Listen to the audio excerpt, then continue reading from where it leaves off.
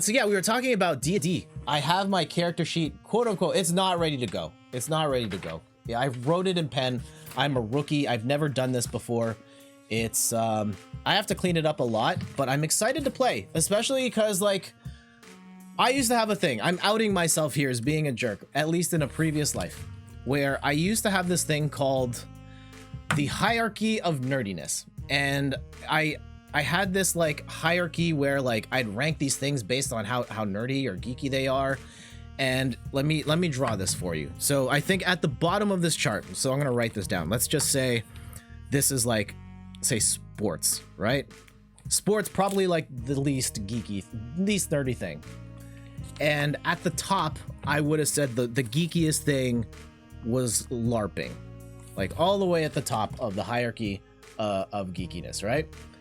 And then as you go up this chart, so I'd say like there's like music, video games, board games, let's say, I'm just like pulling stuff out of here, like let's say D&D, fanfic, there's the comics.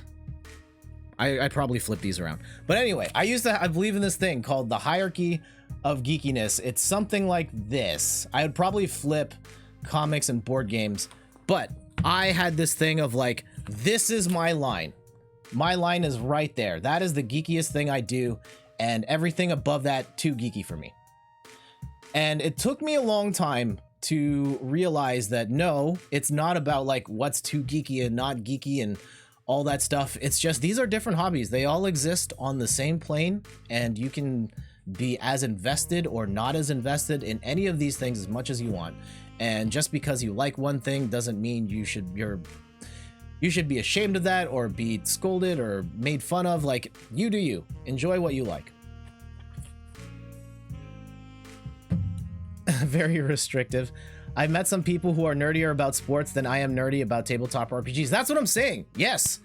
Fantasy sports is like, that is basically real, like simulation D&D with real life people.